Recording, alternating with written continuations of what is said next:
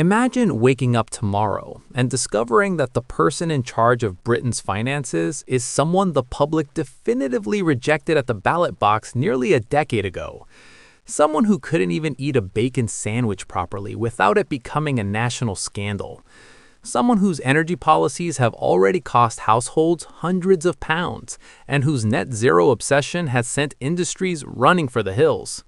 Well, stop imagining, because according to reports, that nightmare scenario might actually be heading our way.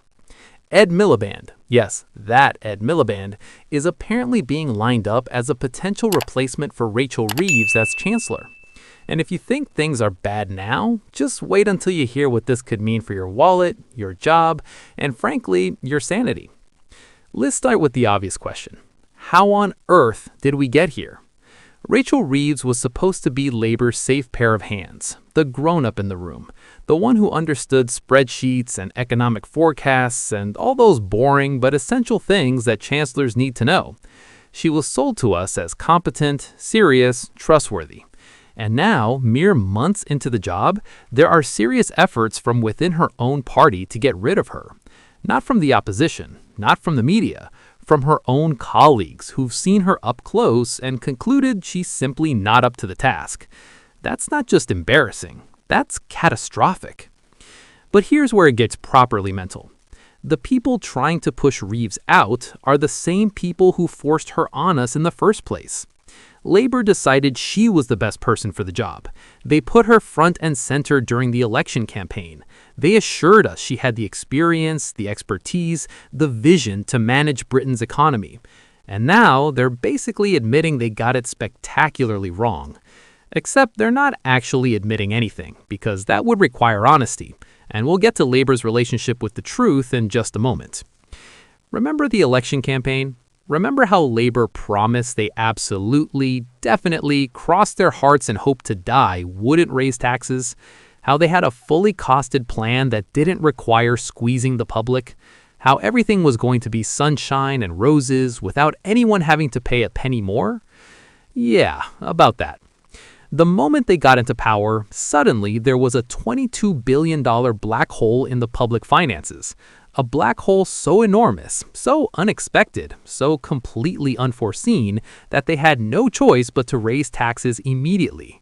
What a shock. What a surprise. Who could possibly have seen that coming? Well, as it turns out, literally anyone who bothered to look. The Institute for Fiscal Studies, who are basically the gold standard for economic analysis in this country, pointed out that this supposed black hole was obvious to anyone who dared to examine the numbers. It wasn't hidden. It wasn't secret.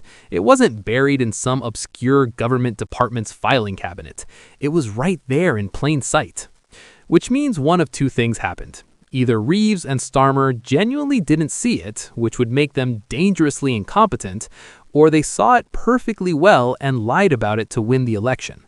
Take your pick. Neither option is exactly reassuring. And this isn't just one isolated porky. This is a pattern, a habit, a way of operating. There are literally dozens of documented examples of spin, sleight of hand, and outright dishonesty from this administration. We're talking about a government that has made lying such a core part of its communication strategy that you'd need a spreadsheet just to keep track of all the fibs. From Reeves, from Starmer, from the whole operation. It's become so routine that they probably don't even realize they're doing it anymore. So, what's the result of all this economic genius? What have we got to show for Reeves' tenure as Chancellor? Well, let's see.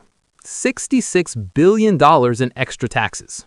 That's not a typo. 66 billion pounds sucked out of the economy, out of businesses, out of people's pockets. Growth that's weaker than a cup of tea that's been sitting out for 3 hours. Inflation rising again, like a zombie that refuses to stay dead. Unemployment climbing, and the debt and deficit spinning out of control like a Formula One car that's lost its brakes. It's a comprehensive disaster, a masterclass in how not to run an economy. The kind of performance that would get you fired from any normal job within weeks. But surely it can't get worse than this, right? Surely we've hit rock bottom. Oh, you sweet summer child. This is British politics we're talking about. There's always a lower level to sink to, and Labour has apparently found a whole new basement none of us knew existed. So who are the potential replacements being whispered about in Westminster corridors? Well, first up there was Torsten Bell, who apparently has a vocabulary that would make a sailor blush. We're talking someone who makes the Gallagher brothers sound like they're reciting poetry at a garden party.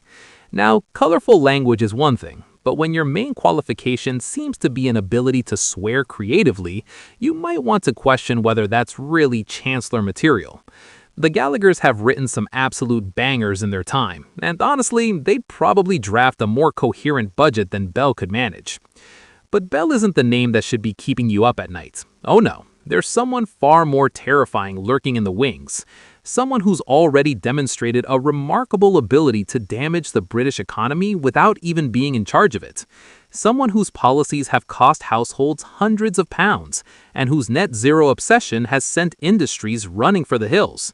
I'm talking, of course, about Ed Miliband. Yes, that Ed Miliband. The Ed Miliband who couldn't make eating a bacon sandwich look normal. The Ed Miliband who led Labour to defeat in 2015 because the public took one look at him as a potential prime minister and collectively decided, thanks but no thanks. That Ed Miliband is apparently being seriously considered as the next Chancellor of the Exchequer.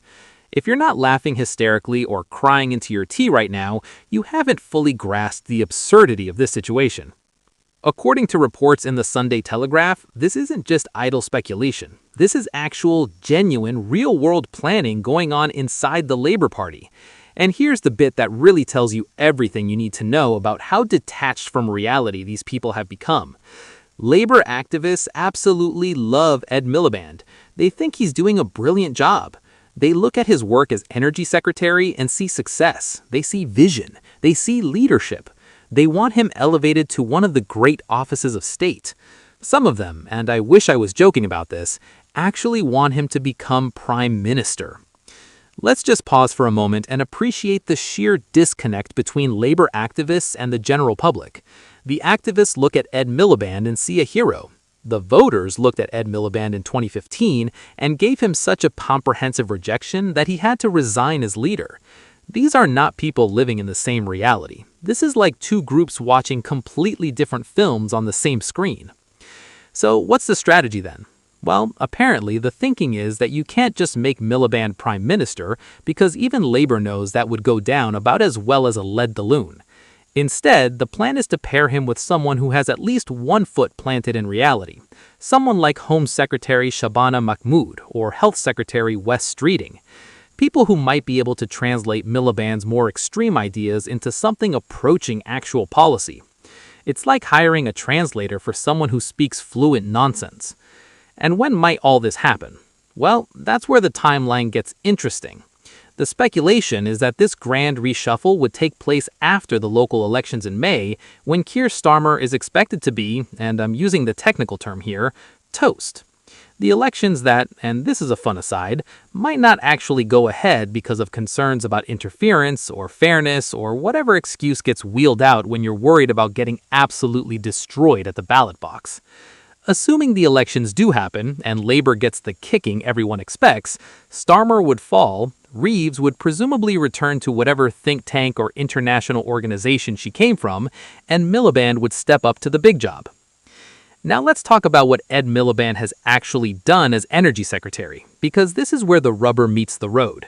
This is where ideology crashes headfirst into reality, and reality ends up in intensive care. Miliband's breakneck net zero obsession isn't just a policy preference, it's a crusade, a mission, a holy war against fossil fuels that's being fought regardless of the cost to actual human beings living in Britain today. The damage he's already inflicted is staggering. British industry has been hammered. Manufacturing, the backbone of countless communities across the country, has been systematically undermined by energy policies that prioritize green credentials over economic survival. We're not talking about gentle encouragement to transition to cleaner energy. We're talking about policies that make it prohibitively expensive to operate energy-intensive industries in this country. Businesses that have been around for generations, employing thousands of people, providing livelihoods for entire towns, are looking at Miliband's policies and making plans to move abroad. That's not progress, that's economic self-harm. And then there's the oil and gas sector. Now, you might not like oil and gas. You might think they're the devil's fuel and we should have moved away from them yesterday. But here's the thing. We haven't moved away from them. We still need them. Our economy still depends on them. And rather than managing a sensible, gradual transition that protects jobs and energy security, Miliband has essentially declared war on the entire sector. He's willfully sinking it, driving investment away, pushing jobs overseas, all in pursuit of net zero targets that may or may not be achievable and may or may not actually help the climate, given that other countries are happily burning fossil fuels while we shut down our own industries. The impact on household energy bills has been brutal. Hundreds of dollars added to what people pay just to heat their homes and keep the lights on. This isn't a minor inconvenience. For millions of families already struggling with the cost of living, this is a serious financial burden.